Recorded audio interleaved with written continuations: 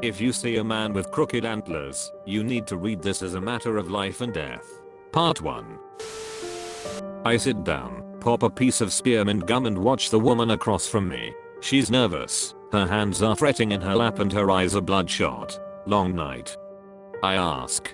She looks up, timidly. Her face is awash in anxiety. She doesn't understand what's going on. She doesn't understand what she's doing here, sitting inside an abandoned warehouse with a grizzled a-hole twice her age. It's fine. I've seen it before. Look, I say, loosening the tie around my neck. It's just like I said. I only want to ask you a few questions, then you can go. Why here? He says, in a small voice. This looks like the kind of place you'd take me to. I don't know. Murder me. I crack a smile. She isn't wrong. You don't like it? It's private. Besides that, it's probably the safest place in the world for you. Why? Do you have snipers on the rafters? There's sarcasm in her voice, but her eyes still flick to the dimly lit steel walkways lining the walls. She pulls her sweater tighter around her, shivering at the draft. Or is this some secret government fortress? No, and no. I lean back in the wooden chair, and it groans under my weight. I'm not as slim as I used to be. It's much simpler, I say. This warehouse is the safest place for you, because I'm inside of it. It's not a lie. At least, not entirely. Still, she gives me an incredulous look. It's the sort of look one reserves for blowhards and narcissists, and I probably deserve it. Time to change gears. Tell me about the event. She studies me for several moments, and then shakes her head. On second thought, she says, picking up her purse. I think I'd prefer talking to the police. She stands up, makes to leave, and I don't stop her. Her footfalls echo across the empty warehouse, the haphazard lighting casting her shadow in every direction. I hear her mutter something beneath her breath, but I can't make out the words. I probably don't want to. Then, she stops. They always do. What's an event? She asks quietly. I click my pen, and reach down for my clipboard with a groan.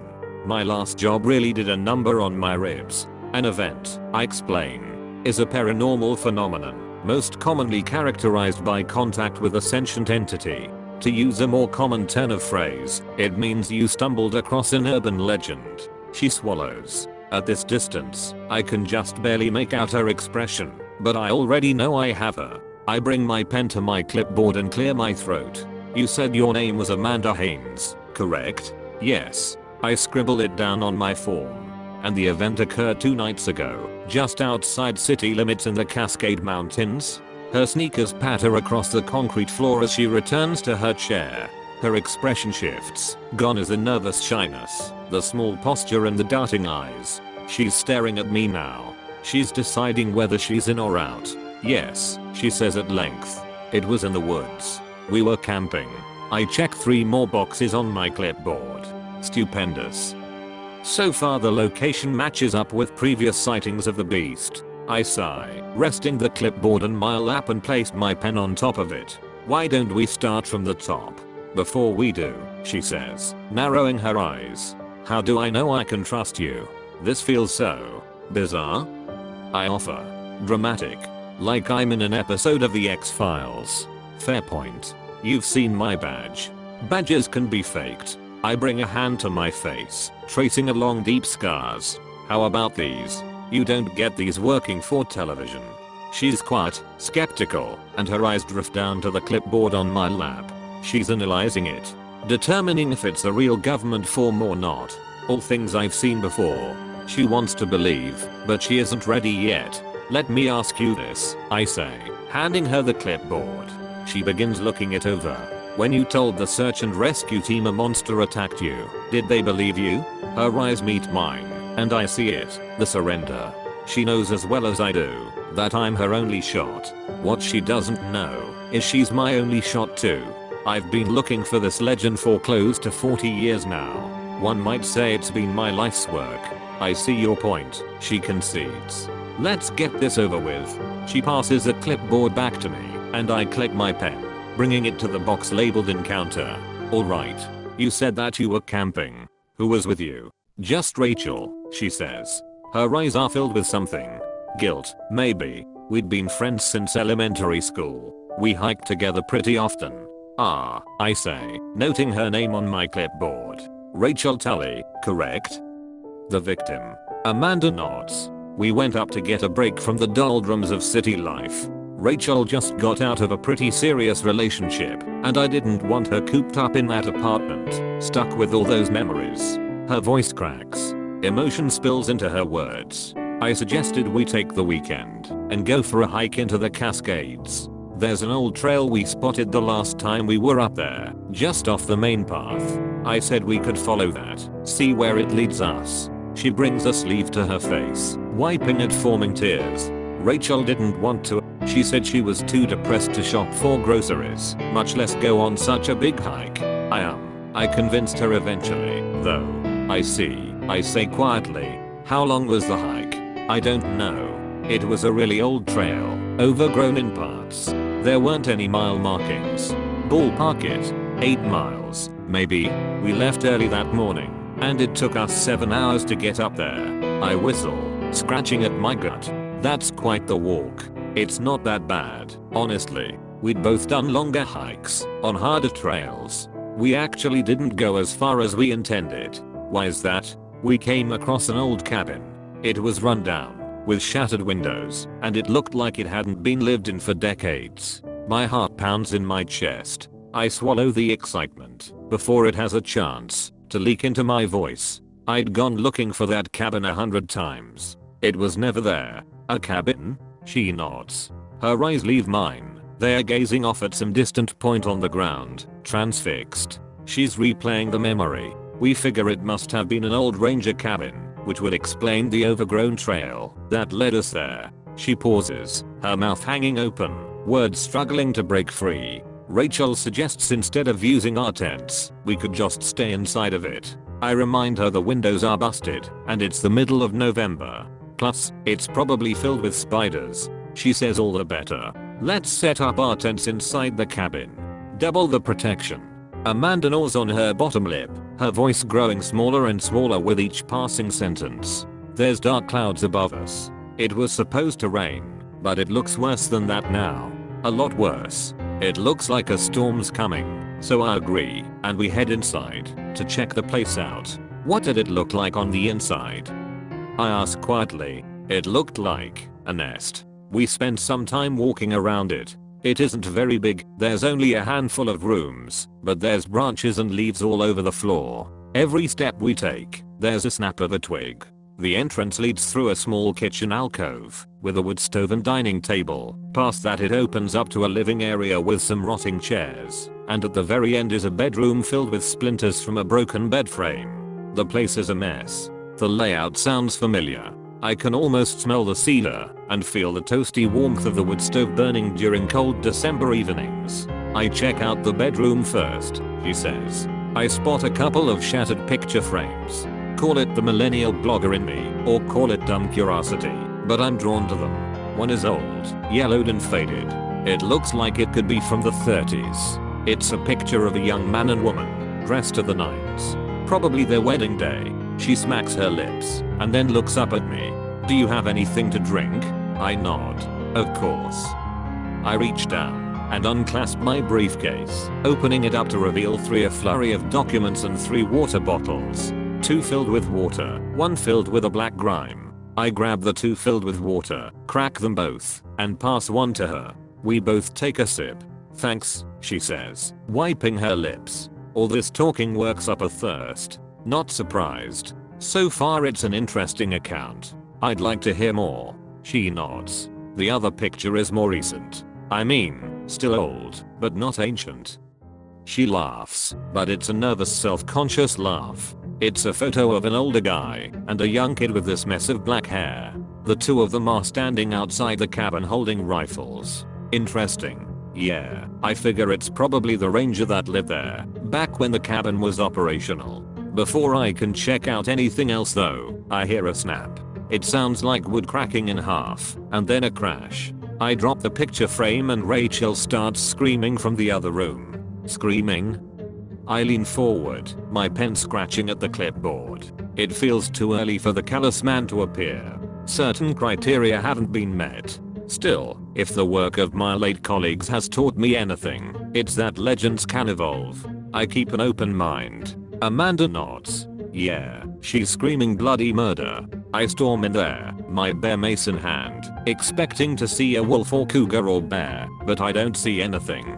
I don't even see Rachel. I call out to her, and she calls back, but she's whimpering. The sound is coming from the pantry, just outside the kitchen alcove. I look toward it, but I don't see her there. I jog over, wondering what the duck is going on, when I catch sight of the floorboards inside of it. They're busted, splintered and shattered. There's a dark hole in the ground, one big enough for a man to fit through. I almost have a heart attack when her arm reaches out of the blackness. Amanda closes her eyes, takes a deep breath. She shouts at me to get her out of there. I tell her to give me a second, and I take off my jacket and put it over the jutting pieces of broken floorboards because I don't want her getting impaled on the things, and then I reach down and pull her up. She's bawling her eyes out, hyperventilating, and once she's firmly out of the pit, she's pointing to her foot. I ask her if she's hurt, and she tells me thinks she twisted her ankle. Pieces of Amanda's event are beginning to connect in my mind. The twisted ankle, the panicked friend. They're all familiar ingredients, and the end dish is anything but delicious. She keeps talking. Rachel says we need to get help right now, and I'm a little thrown off by her panic. I mean, it's a twisted ankle, not a death sentence, right? Still, I pull out my phone and check for service. Predictably, there isn't any. I ask Rachel for hers, and she can hardly speak. She's still pointing, but this time it isn't at her foot. It's at the hole in the cabin floor. She keeps whimpering about dead things. Over and over. Dead things. Dead things. Dead things. I'm wondering if I just became a party to my best friend, having a psychotic break, but I give her the benefit of the doubt and check out the hole. It's dark enough that I can't see the bottom, so I flick on my phone's light.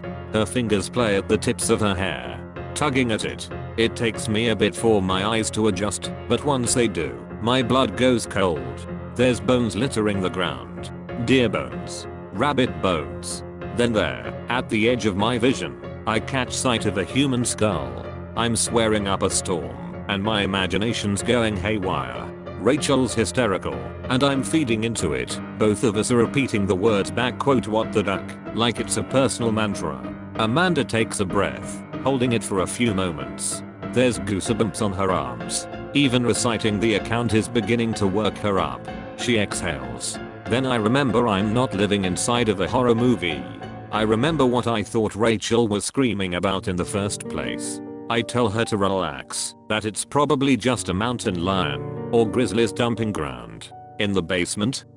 I ask. Sorry, she says, hastily. I probably should have mentioned it earlier, but the cabin's raised off the ground on these wooden stilts. Where I'm at, it helps things avoid getting trapped beneath snow.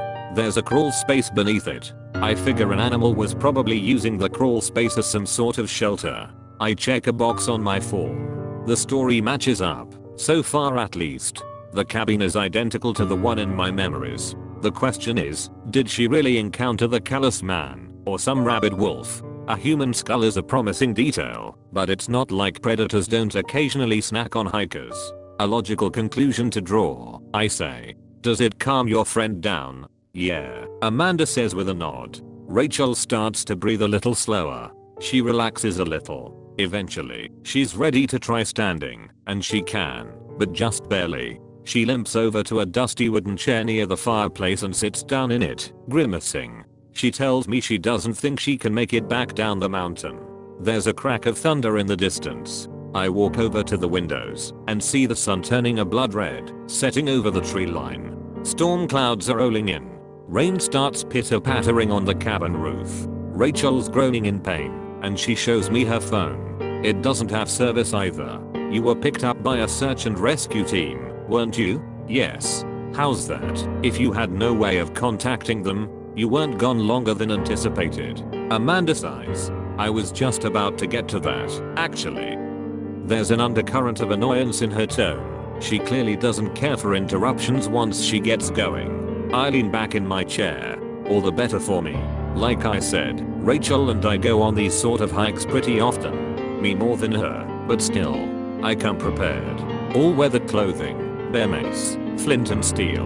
You name it, I got it. I don't cut corners, so I made sure to pack my GPS locator beacon. It sends a one-way distress signal. I say, noting it in the report. A survivalist. The fire in her eyes falters, and she pauses. A moment of silence stretches between us, and when she starts talking again her voice cracks. Not as much of a survivalist as I should have been. Rachel wants me to use it, but I tell her no. Hear me out. Amanda's eyes connect with mine, and there's a pleading expression on her face. A desperate yearn to be understood. Rachel wasn't in any immediate danger. Not then. Neither of us were. Plus, a storm was rolling in, and it looked like a big one. She takes a shuddering breath. I know the look. Memories are clawing at her mind. My father was a search and rescue technician. He was killed trying to rescue a couple of teenagers who got themselves trapped in a cave. There it is. The tragic backstory. I was wondering when it'd squirm its way out of her mouth. Somehow, all the human stupidity in the world can be traced back to our emotions overriding our will to survive. I scratch her reasoning down on the clipboard. I didn't want anybody risking their lives when we had food, shelter, and weren't in danger.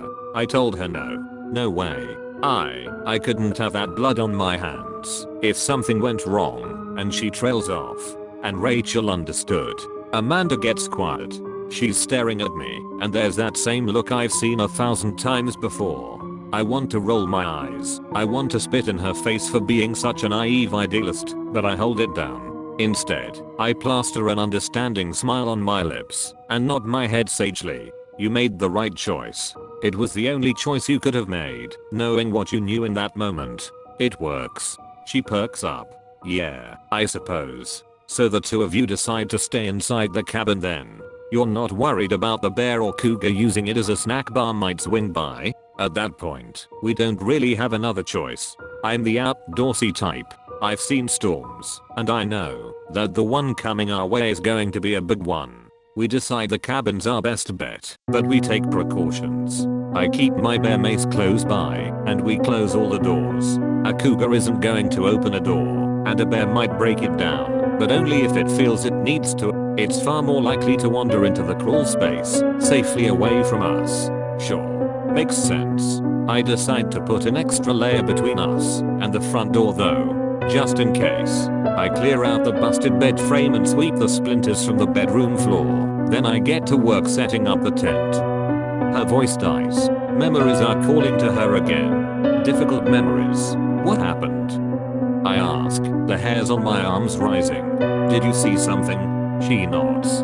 Yes. Animals were running through the clearing outside of the window. They were running past the cabin. Deers, rabbits. Then a whole flock of birds burst through the treetops and started flying over us.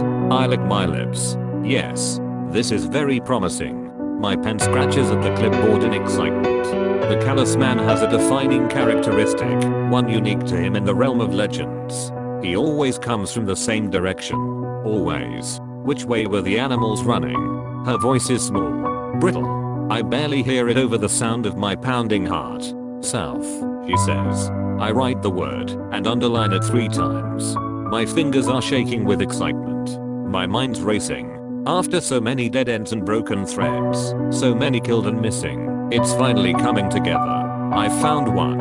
A survivor, and not only that, but one that might still have the link. How many animals were running? I ask. I know the answer, but I need to hear her say it. It takes her a second to get the words out. They're uncomfortable for her. Disturbing. All of them, she whispers. It was like an exodus of life. My heart hammers. My breath quickens. All of it, each detail of her story means one thing.